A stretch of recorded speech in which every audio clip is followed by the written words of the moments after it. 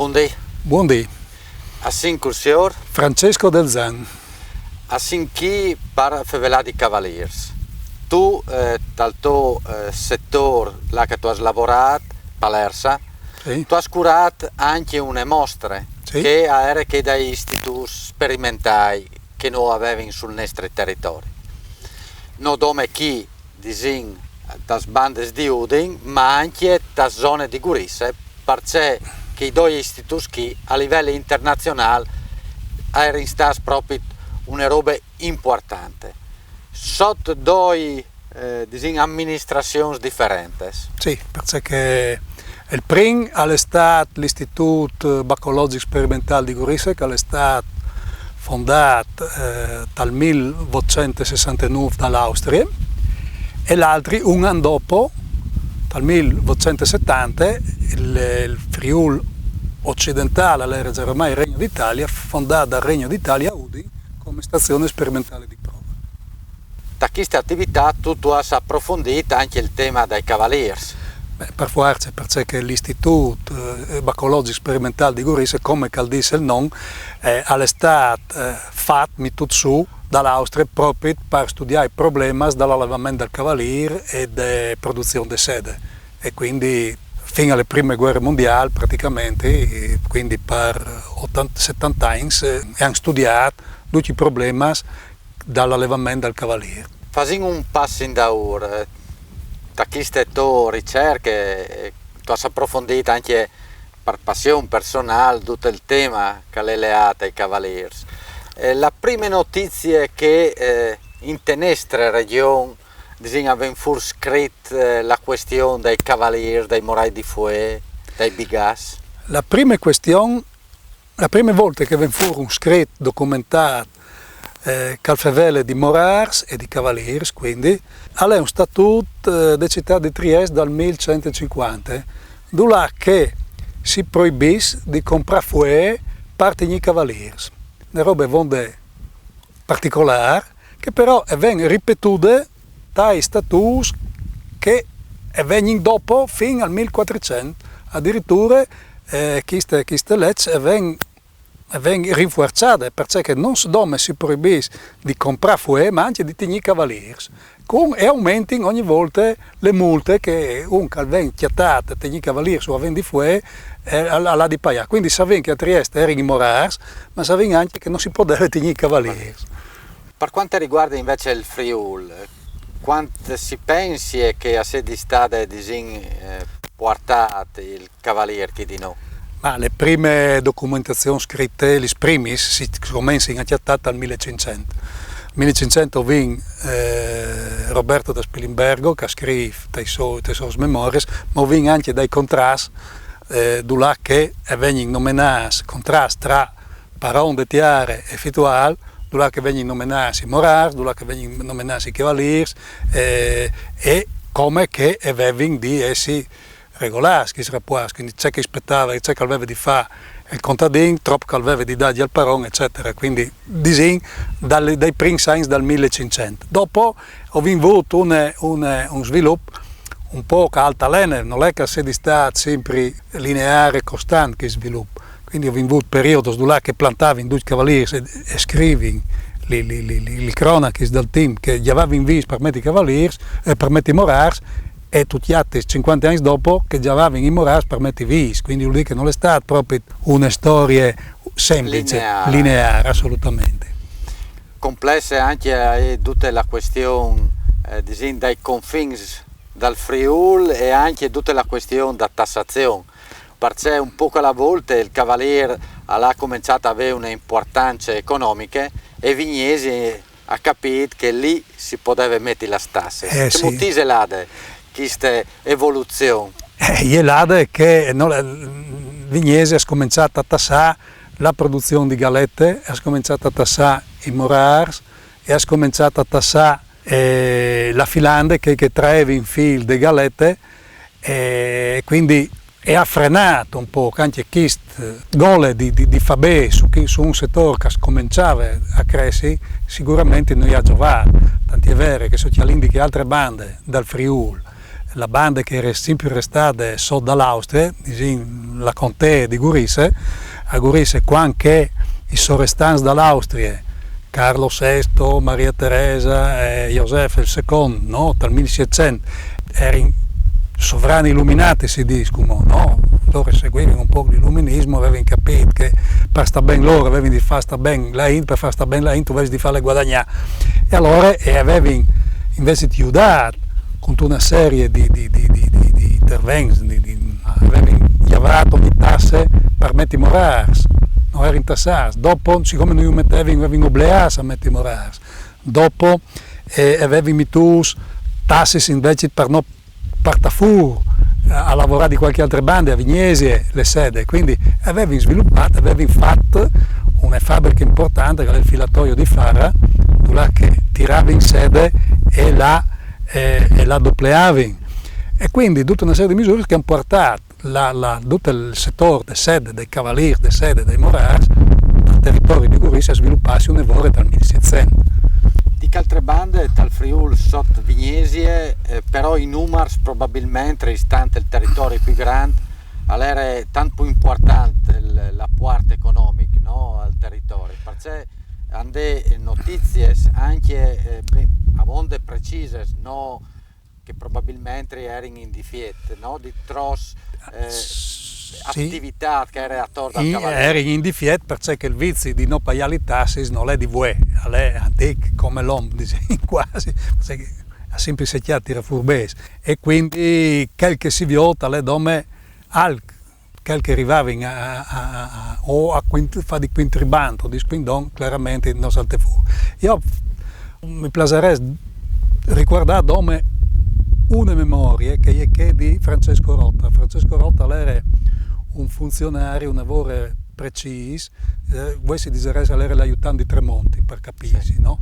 Cioè lui non era quel che faceva, disponibile, però ha studiato come rendi le tasse, non come più giusti, ma anche poi, lui diceva che se è giusto è anche, attira anche più bene stato, se tu vai a tassare le miserie non tu capisci noi.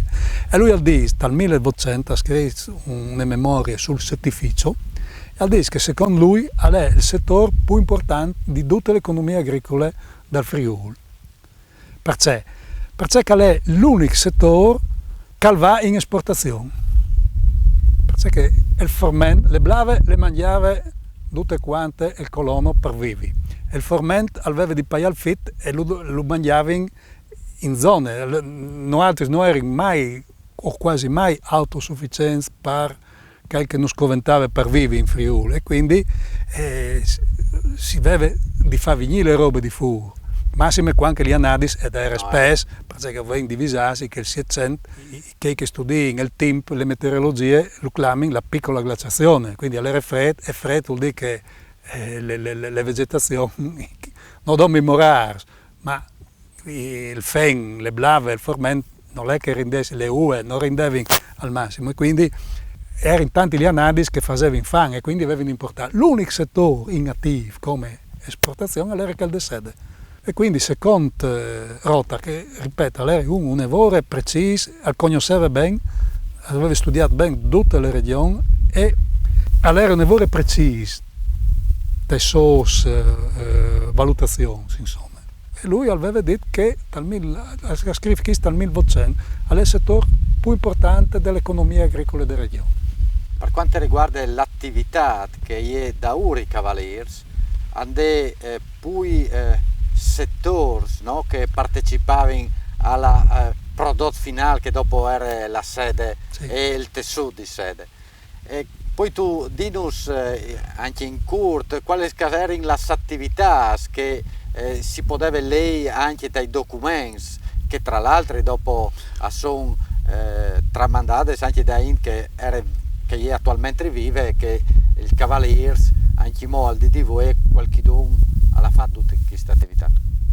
Quali erano i trucchi? Quando Rotta nominava poco fa al dischist, all'intendeva tutto quel che vuoi chiamare il comparto a monte e a valle dal Tigni Dome i Cavalieri. Quindi bisognava prima di tutto fare i planti dei morar. Morar non era una pianta tan semplice.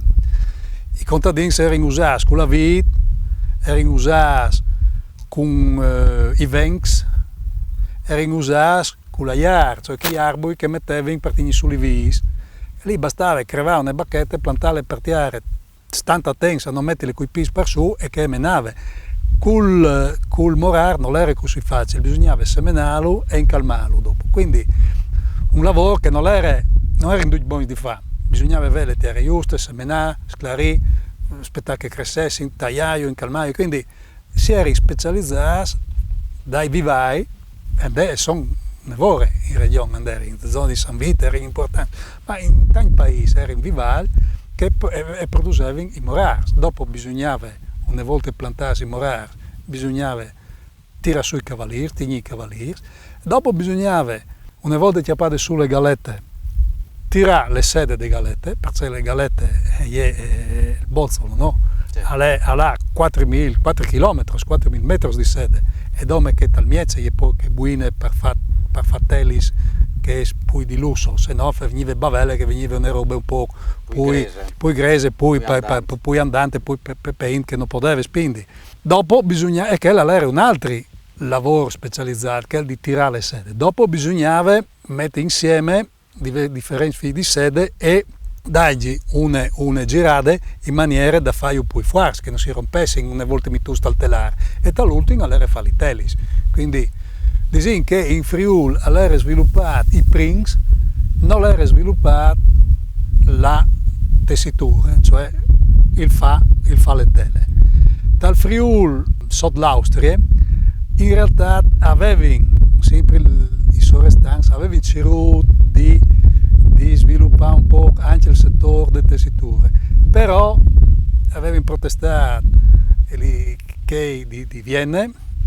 E allora avevano lasciato fare dome tipi di tele che poi facili, che di manco il valore. Se no la sede grese eleve o vignese, eleve in Lombardia, la zona di Como, la zona lì, eleve in Austria, a Vienna, eleve in Francia. In Francia sono documenti che classificano la qualità da sede vonde buine, dice che io mi ricordo. Ma lì dipende di come che lavoravi. Allora il settore tu hai detto che è un lavoro segmentato, si dice e ogni tocco di chiadene, ogni anello ha di lavorare bene. Dicono che massime zone così incomode dal Medio Friuli e veniva una buona fuori. Dopo bisognava, vi ho detto troppo che era in bras a tignire i cavalieri, o non come bras, bisognava anche avere le possibilità di tignire i cavalieri e partissero il chialto, quindi non si poteva tignire in lui, anche se fu andare finché si voleva in lui, perché a pattivano non venivano bene, bisognava cercare di anticipare poi che si poteva, e quindi bisognava mettere tignire in chiesa. Ma se pensi alle chiese come che erano dal 1700, là che erano anche tanti col cuvier di stran, avevano una chiamera per tutti, e dal mese di mai che chiamera lì diventava la chiamera dei cavalieri, non sai, aveva dormito tal fenga, aveva dormito stalle. Quindi non è che avevano avuto grande possibilità anche tecniche di tenere bene i cavalieri, quindi le sede venivano un po', già la galetta veniva un po' come che poteva. Difatti se tu lei c'è che scriveva freschi dalla prima metà del 1800, lui diceva o vedi imparare a tenere belle galette o a tenere bene i cavalieri o guadagnare di più. Però non avevi tecnicamente la possibilità, finché e tu lei, sono documenti che dicono, coi bes, con i pais, non stai a buttare via in osterie, ci ridi come da le chiese per tenere migliori cavalieri, non per stare migliori voi altri, perché non interessava, ma se ci ridi come da le... Allora un scritto biel di Pacifico Valusi, dal metà del 1800, sul bollettino dell'Associazione Agraria Friulana, che dice, consigli. Dopo, non mi mettevi nel naso come che avevi di tignire, ma c'è che avevi anche di fare dai bes dopo che l'avevi vinto delle galette. Non vedi di buttare via, o vedi di metti a posto la chiesa in maniera che tignere i migliori cavalieri. Quindi allora è un problema anche tecnico di possibilità. Dopo, allora il problema te pignate, là che si metteva in teaghe di bol le galette per disfare le colle che teneva insieme il fil e poter tirare fuori il fil, anche lì bisognava cambiare le spese, bisognava avere anche int feminis bravis a tirare bene il fil, a mettere insieme bene, perché si mettevano insieme i fili di poi galetti, no? Si tirava a 2, a 4 fili e quindi bisognava avere capacità e bisognava avere anche le possibilità tecniche, no? Di avere impresse per poter fare una buone galette. Comunque le possibilità c'erano, però non sai troppo che veniva sfruttate queste possibilità, anche perché il contadino se tu sei pagavi le galette o avevi di dare al paron, perché tante volte sul paron lo faceva a miezi, anche lì è tutto interessante, io di contrasti, rapporti tra paron e contadino come che venivano all'epoca scritto perché un'attività che durava un mese e mezzo non stavi alla dal nodare a buttare via bes, si deve in le mani per bestis, per svacci, per spiori stucchiatis, documenti scritti, ma per una roba del genere durava un mese, non valeva buttare via i bes di là dal nodare a scrivi, no? Però se tante volte qualche sicchiata scritto che il paron gli deve le fue, gli deve le semenze e le galette a miegis, però il contadino non era libero di vendere le galette, ma aveva di per prima dargliele al paron. Allora lui non aveva interesse a farle bene, parchiappare di più, oppure anche a scegliere, perché comunque tu avevi, e lì a Sares Biel, viodi, ma sono tante categorie, erano i faloppis, erano i doplons, erano i maglas che moriva dentro, quindi era tutta una categoria, no? La prima era i reali, i realini, e dopo tu levi via Pascart. Allora, e dicevi ovesi di scegliere, ma se non avevi interesse a scegliere e buttavi in dotto per fare peso, no? Capisci? Allora di lì dopo al partiva la qualità, perché se tu metti tutti insieme, che i Maglas, e Merlin, che gli altri, eccetera, quindi all'era facile fare galette e fare sede, difficile fare le biele. Hai disegno il primo processo di industrializzazione e anche di conoscenza di tecniche agrarie a volte approfondite. Ma chi dal nostro Friuli, come che tu hai detto, a un certo momento, specialmente dal Vocent, il peso economico dai cavalieri è importante. A un certo momento aveva una malattia che accopre gran parte, no, da questi allevamenti di cavalieri. Ci è succeduto e perché dopo si è fatto questi istituti? Beh, malattie li svevi sempre budis, però a metà del 1900 scopre una malattia, voi si dice un'epidemia, che comincia in Spagna, dopo arriva in Francia, arriva in Italia, arriva un po' perduto. Le hanno chiamata la pebrina. La pebrina perché? Perché dal spagnolo pevar, no? Perché sembrava che venivano dei smagli neri, sembrava che avessero buttato dal pevar per giorno. Queste malattie che non arrivavano a capire di là che saltasse fuori e praticamente è calata al 20% le produzioni in Francia e in Italia. Si sono messi tutti a studiare. Qualcuno all'era che studiava per sua passione, che poteva, che aveva studiato, che studiava tipo il Confreschi non era pagato da Stato, però sono intervenuti anche proprio per l'importanza che aveva il settore dell'economia, delle zone dove cresceva il morare, dove si poteva tenere i cavalieri, e sono intervenuti forse per la prima volta in Stati.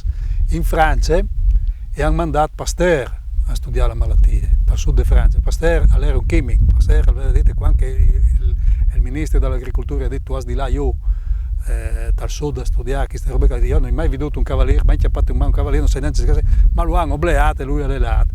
E quel che l'ha capito c'è che era la causa delle malattie e l'ha veduto, ha accettato un sistema di prevenzione all'estate Pasteur, e che era quel di tigni di paveis prima dell'accoppiamento, no? Sierali in un saccotto, la sacche e mettessi in uso e dopo una volta mortis, l'avio dice se eri malati butta via tutto. Praticamente prima si accoppiavano e tutti mettevi, tignivi un po' di galette, la mettevi in un sacco lì che una volta che si era accoppiato e mettevi in via ius, no? Però lui ha capito di mettere insieme tigni separati le coppie, metti gli stessi accus e là di dopo che era malato di sicuro avevano malate le semenze, quindi ius era malato e di buttare via. Allora se voleva l'uovo di Colombo però gli voleva il chiave di un grande scienziato come che è stato Pasteur per arrivare a chiattare questo sistema, quindi alle due francesi il merito. L'Austria, siccome aveva problemi anche l'Austria di di questa produzione là è praticamente quasi a zero, e ha invece deciso di mettere su una stazione sperimentale, un istituto sperimentale per studiare non solo che malattie ma tutti i problemi delle AS. E l'era là di Gurisse un Ritter, Guglielmo Ritter. Ritter era una famiglia di tedeschi venuti prima a Trieste dopo a Gurisse che aveva interesse anche alle industrie di sede, perché Guglielmo Ritter aveva a Strazis una filatura di bavelle. Allora lui era lì e faceva parte di queste commissioni, cioè ogni conte, ogni regione ha mandato un rappresentante, lui era vicepresidente della società di agricoltura teresiana di Gurisse, era lui. E lui è arrivato a convincere a scegliere Gurisse come sede dell'istituto. E quindi Gurisse dal 1969 ha avuto questo istituto che è stato l'unico dall'impero, quindi disinsi che l'impero era una, voi si dice, superpotenza, no? Mondiale, e quindi è stato uno degli istituti più importanti al mondo, la seconda metà del 1800. In Friuli, in quel periodo lì, tu mi avevi detto che in un rapporto anche scritto 9 persone su 10 in un periodo dell'anno erano occupate da produzione di galette. Sì. Da produzione di sede complessivamente complete, no? E che è interessante che a me mi pare un po' tanto, non so dire. Comunque anche se le volte non cambia nulla, ma di questi 9 votano in femminis, questo non si conta, perché gli uomini attiravi e portavi a casa le fuoie. Dopo era tutto lavoro di femminis, fin a fare le tele, lì e dopo era lavoro di uomini, perché era considerato un lavoro più importante. Infatti anche le lane, no? Tessiture domestiche di chiese, erano le femmine che facevano lane, ma dopo i telars io manovravo gli uomini, perché le femmine erano un po' così. E era un lavoro duro, era un lavoro pesante, perché bisogna pensare a una roba che per fanarsi i cavalieri bisogna le use di chialto, perché dicevi prima che bisogna cercare di anticipare poi che per non vedere massa chialto che dopo pativi poi il chialto che non farete. È facile come l'incubatorio dal 1800 propagandavi l'incubatorio, ma prima avevo provato alle Dan quando che i due frari si hanno portato all'imperatore Giustiniano dal 600 d.C. le prime semenze, come che dice, le conte, no? Tettiane, gargane, platate, perché guai a portarle via. Le cronache da 600 che conta queste storie le semenze portate tettiane e gargane di due frari, alle scritto che le facevano nascere alle Dan, però le Dan aveva ammoniaca, quindi è stato abbandonato subito. E il sistema poi dopo è tulucciato in tutti i manuali proprio dalle scritte di bachicoltura che le femmine lo portavano intorno dal sen, serrato in un saccotto, qualche lo metteva taglietto, però era il problema che di il liet si disfreddava. E quindi il sistema poi generale era che le femmine che lo portavano intorno al sen. L'altro mistero specialistico era che di tirare via il fil da galette. Tirare il fil da galette, sì. E che bisognava fare bolli? No, bisognava avere le aghe chialde, perché le sericine, che è una colle, una proteina che tiene da casa i fili di galette, si dismole con le aghe chialde. Allora, è attorno agli 80 gradi, 80-85 gradi. Ma non era come quello il problema, lì era il problema che tu avevi gli mancs dentro e gli orari di lavoro non erano gli svotori di voi, erano i cutuari di Soris, di una Ave Maria che altre, di un Sorelia che l'altri. con sia no un'ora per gustare. Dopo tal vocent io menavo in qualche Finlandia, io menavo in Adutrine un'ora e dopo avevo tornato però in Finlandia finché non veniva scuro. E avevo di stare 12, 13, 14 ore con le mani stiaga di bol e col fuoco dal mies des gambis, perché bisognava fare fuoco per tenere chial delle aghe. Condotto il vapore che veniva su, col bagnat che era per terra, con l'odore che le crisalidi, no? I bigas che si disfava in talaghe le pucce che deve su. Quindi era un mistero veramente, e difatti tutti già dal 1800 qualche raro scritto di qualche medico che cominciava a preoccuparsi di no, sì, però diceva bisogna 11 rimane col vuelo, non diceva lavorare di manco, diceva ma bisogna arrivare a chiesa e bisogna pensare che 13 14 ore di lavoro, perché così al mese di giugno e di lui, quindi quando le giornate sono più lunghe, bisognava giuntare le strade che bisognava fare di chiesa fino ad arrivare in Finlandia, insomma. I morai di fue erano più tecniche, no? Per tirare via la fue vera e propria che dopo serviva per dare di mangiare ai cavalieri. In Friuli e invece in Lombardia erano due tecniche differenti. Sì. Non puoi tu dire, anche perché queste tecniche ha determinato la forma dopo dal morai di fue. Sì, in Lombardia, in quasi tutta la Lombardia, si portava a chiesa dove le fue. Quindi si rimpinava la Ind sul morar con un sacco picchiato sul quale è un cempli che lo tieni sviato e con le mani di sotto a parsore, l'antin su, staccavi le fue e la buttavi in tal sacco. Quindi lasciavi le ramazze sul morar e venivano tagliati o in serrade o un anno non sempre in serrade. In Friuli invece si tagliava le ramazze e si portava a chiesa e dopo dall'inizio e tiravi in via le fue e addirittura le tacciavi per non strazzarle, perché tante volte bisognava pagare anche le fue, quindi sì, non è che si poteva buttare via, bisognava doprarle. Si tacciava perché se queste le fue, il cavaliere il mangia torator, dopo quando si sue non mangia più. Allora la tagliavano e sono anche mo, dai tacce fue a tor, qualche famello anche mo si può inviodi. Allora, tipo il tacce che serviva per tagliare le mangiadure, no? Sì, Surreal, per mettere dopo sotto bestie, testale. Lavora poi con tune vite che portavano in de fue e un cortese che le tagliava anche a 2 mm, quando i cavalieri erano piccoli, proprio per non strazzare fue. Dopo, quando erano più grandi, davano le bacchette intere.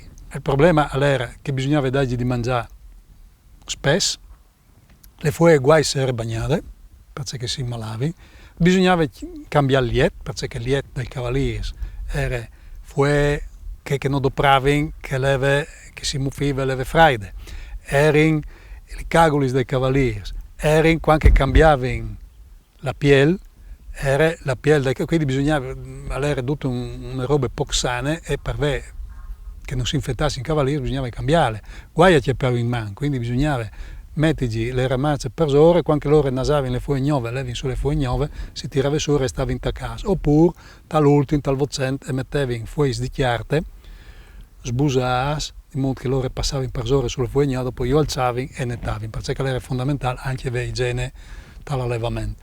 Dagli di mangiare 4, 5, 6, anche di gnot magari, perché poi mangiavi, poi alla svelta crescevi. Quindi tutto lavoro di femminisco. Però in qualche modo questo lavoro, un gran faduroso, che non lasciava tanto spazio a divertimento sicuro, però ha dato un sburto e un supporto al settore economico da stratiere. Sì, perché basta avvisare che il mood di desi come dei sulle galette, no?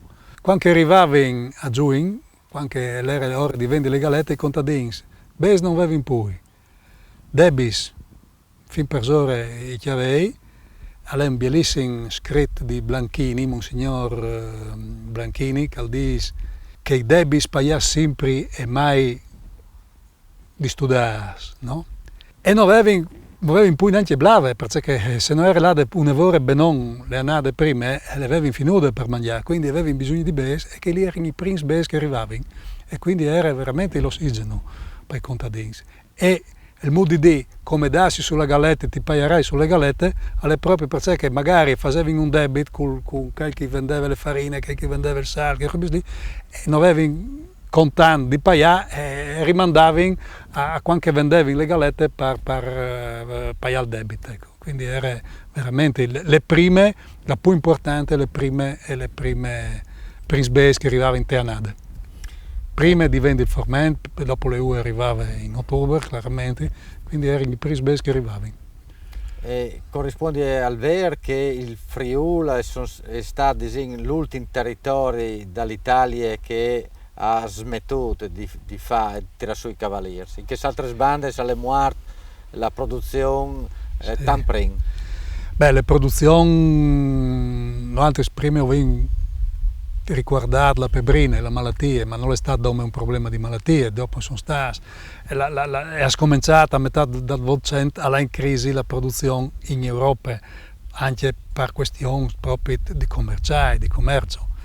È cominciata ad arrivare le telis di sede di Cina, dal Giappone che si sono viaggiati, prima in Sierra, dagli ultimi, dal Novecento si sono viaggiati al commercio internazionale e hanno viaggiato Suez, quindi i trasporti prima avevano di girare per Sud Africa, no? Dopo quindi sono costati un lavoro di mancul e sono arrivati è arrivata la navigazione a vapore e quindi anche lì costato di mancul. Quindi in Europa sono arrivati un lavoro di sedi di Asia, da Cina e dal Giappone, massima dal Giappone inizialmente, dopo anche da Cina, a presi concorrenziali e di buona qualità. Dopo è cominciato anche con i telars meccanici a migliorare il cotone, a fare una tele più fine, quindi ha perduto anche un po' il marchiato, le sede, quindi in realtà le sede sono cominciate a già in crisi un po' da fin dal Novecento. Dopo un po' l'Italia ha fatto un po' di protezionismo, dopo l'estate delle prime guerre mondiali, quindi si è sierrato un po' con le economie, dopo l'estate il fascismo, e lì l'autarchia è tornata un po' e ha sprolungare la vita perché è sierrato, no? All'importazione, no? E quindi è prolungato, ma in realtà era già è entrato in crisi. Poi, dopo lo stesso periodo fascista, l'autarchia ha portato anche ai filari artificiali. Basta pensare che lì a pochi chilometri l'impianto più importante che era stato fatto, che era il calditore viscose, per fare la viscose a partire da canele, da canna palustra. No? E quindi sì, tutti che dopo le guerre è arrivato il nylon con gli americani, che facevano il rayon, che era anche modo naturale, che altri dopo derivava dal petrolio, quindi lì c'è già stato, è stato un po' l'industrializzazione che è partita dopo.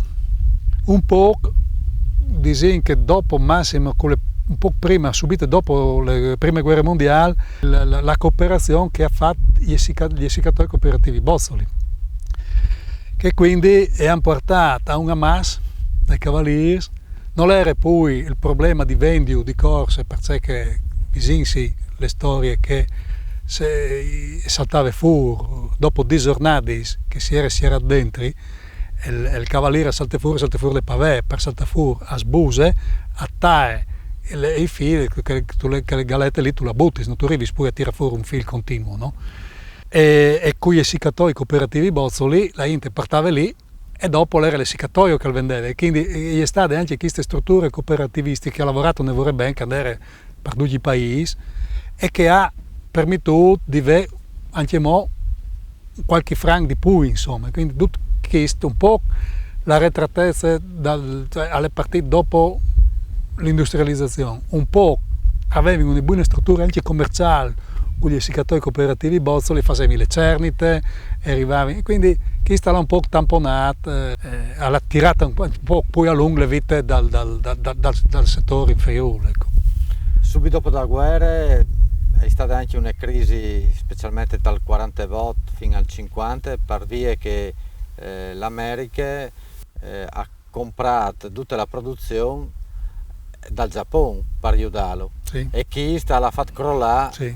tutto il prezzo. Sì, ma dopo è cominciato ad arrivare i nylon, sono arrivati quei tessuti lì che costavano 100 volte di mancul e al tatto insomma avevano a vonda, ecco, quindi poi la moda è cambiata, no? La moda era il 600 che vestivano i signori di sede, già dal 800 era là un po', però si è slargato con il suo primo rimposto, quindi se è colato il consumo individuale, però quel che è stato moltiplicato per tanti è restato sempre un lavoro di consumo e di domande, e dopo con la della domanda perché come tu hai le golarine di sede, cui ha sede poi intorno anche alle femmine, poi alla moda sede hanno sempre di manco, no? Per quanto riguarda la città di Udine, sì. Sono documenti che esistevano proprio per tassare da spese pubbliche lì che la Inter era obbligata a portare e a vendere il prodotto. Non puoi tu fare un quadro da situazione? Sì, la spesa pubblica è stata proprio in metodo di Vignesi per tassare le galette, perché per pesare dopo segnavi e lì tu sciampavi al fisco, no? I contadini si arrivavano a Udine e dopo ho vinto di pensare anche a un'altra roba. Una volta non si doprava quasi mai la massa come misura di peso, si doprava una misura di capacità, si misurava a pesenai, si misurava a staglie, cioè era un cartello segnato e che erano le misure. Che qualunque botar di paese era buono di fare un cartello, dopo tu lo taravi, quando tu avevi un che tu pensavi che fosse giusto, tu facevi due giusto, perché tu travasavi le aghe, tu facevi un segno, una pese, erano robe più difficili di fare, quindi e siccome le galette si pesavano, le a pese, non a misure di capacità, di volume, bisognava avere bilanci, quindi un po' per pesare, un po' per tassare, tu eri obbligato a portare a Udine, tanto è vero che le pese grandi, avevano sconosciuto fare le pese anche più piccole per partire poi una era in piazza che voi Piazza Libertà, che altra era in Piazza Matteotti, Piazza San Giacomo, le spese. Però avevano ridotto un scopo di tassare la galletta venduta. Allora anche un registro dal preside che veniva venduto? Sì, era anche un registro dal preside, sì. Però anche lì al fotografo questa situazione, li tassi, una parte della produzione, perché tante arrivava e veniva portate di quintriband, o tirate di quintriband, o vendute di quintriband, perché non era come la questione dal Friuli sotto l'Austria e dal Friuli sotto di Vignese, ma la stessa Vignese, per esempio a Palme, aveva dato l'esenzione dei tassi sulle galette per sviluppare Palme, perché erano le fortezze per sviluppare Palme, allora portavi in galette di gnota, era come perché di Palme, ma figurati che donne che stavi tra donne dal confine dall'Austria, di gnota portavi, o anche di perché figurati quei calere lì, e avevi dite anche i plevans di fare le denunce, insomma. Quindi era tutto un sistema, quindi bisogna capire che i dati che tu vedi veramente come però in qualche modo danno un segno se in quel periodo o no era una certa quantità rispetto magari a un'altra. Sì, all'era anche con l'Austria, quando hanno fatto il catasto l'Austria sempre per stasis, all'era anche il censimento dai morars. Gli atti preparatori del catasto austriaco tu vi disegnassi i morars. Però io ho provato a fare un conto. Se è vera la quantità di galette che dici, tu avevi 10 volte di più morars. Difatti a un certo momento mi pare che sia di freschi che dice che lui ha stime che erano 2 milioni la prima metà del 800 i morars in Friuli per fare che galette.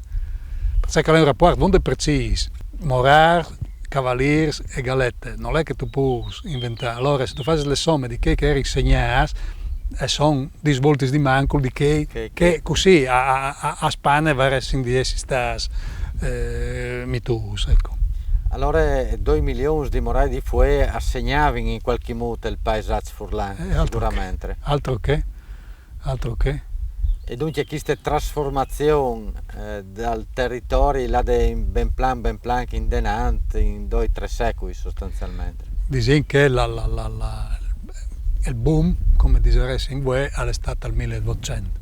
Prima l'estate è andato in denant un po' così, come si diceva prima, in maniera un po' incostante, a scaso, no? Mettevi in giavavi, anche perché tornando a fare, quindi vedi, le tasse, cioè bisogna vedere. Due problemi, non era una questione di tasse, era una questione di là io mettevi tu. Il comunale non voleva, perché aveva di là appassionato. Il comunale era l'unica maniera per mantenere 4 bestie, che squadre che arrivavano a mantenere. E difatti, quando Gurisse ha obbligato l'Austria a mettere morarsi comunale, avevano dignato a Giavaio. I parons avevano la possibilità di plantare senza domandare il permesso al colono e senza pagare noi ai dams di plantare anche lungo la strada come calcolì i morars e i contadini non potevano inviare perché dicevano che con l'ombrene e con i lidris che avevano e produceva di manco il formento, manco il blave dopo, quindi magari non giavaio perché il paron dopo gli faceva pagare, però quando levavano con le guargine i levavano fin sotto e se arrivavano a tagliare qualche lidris erano ben contenti, dopo dicevano però lui è morto. No? Quindi non è stata una roba facile, era il segno dal paron, insomma, anche perché il paron ha capito tardi di fare alle miegis dopo le fuere, no? Le teneva tutte per lui, la vendeva, o se no le vendeva, dopo per vendile i vendeva di manco di che commentava, dopo quando aveva i cavalieri o le aveva a comprare nuove fuori dal paron e faceva pagare il doppio, buttava i cavalieri dalle dan, quindi ha tutto un rapporto, un evore difficile di capire. Non è stata una strada facile, ecco. Ma al di voi poi la produzione dei cavalieri che in Friuli, ma ti ha un significato tigniu come aspetto dal paesaggio? Ha significato per tigniu vive le memorie di ciò che è stato, ciò che ha rappresentato le storie del Friuli, l'economia del Friuli, le vite dei nostri vons, il morar, e le sede e i cavalieri. E sarà di tigni non come i morars, ma anche une filande, quando tanti che colgono io a tox, a manco l'uno ristrutturale e fa archeologia industriale. Allora io ti disgrazio di questa spiegazione, di questo approfondimento sui cavalieri e sui morai di fuori. Io ti ringrazio per l'invito che tu mi hai rivolto. Grazie a te, Mandi.